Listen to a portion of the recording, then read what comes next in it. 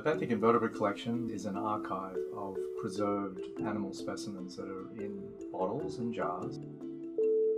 The collection has about 40,000 jars of samples, many which have never even been looked at. They're a snapshot in time of when they were collected and from where they were collected. They could last for hundreds and hundreds of years. Here at Scripps, most of our collection has been gathered by Scripps researchers over the decades.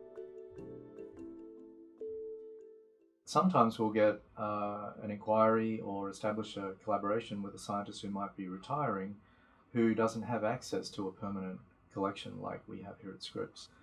And their collections that they might have accumulated over the decades of their careers are then at risk of being lost.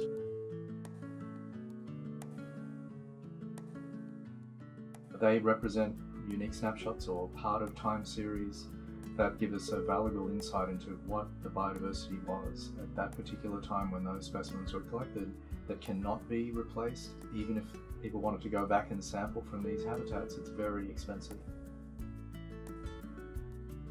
They're really, really very valuable, and often it's been millions of dollars of ship time and effort to collect these samples, so it's a great shame for them to be lost to science. In my lab, we publish between 10 and 20 new species a year. That's a fairly small contribution given we think between 18 and 20,000 new species are described, formally named every year. But when we think about how many there are still to actually name, the estimates are in the millions. At the rate of 20,000 new species being named every year, there's a long, long way to go before we really have formally named all the biodiversity on Earth. I think collections are really valuable, not just the collection we have here at Scripps, but the nationwide network here in the US of collections, which have suffered over the years of a decline in relevance and funding, which was, I think, largely misguided. Museums and collections are regarded as old-fashioned, and yet they are the core repositories of our understanding of biodiversity in the world.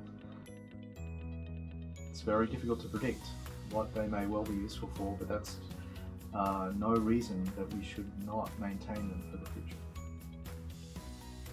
My role as the curator for the Benthic Invertebrate collection is a temporary role, but I hope that the collection is a long-term entity that will continue as long as Scripps exists.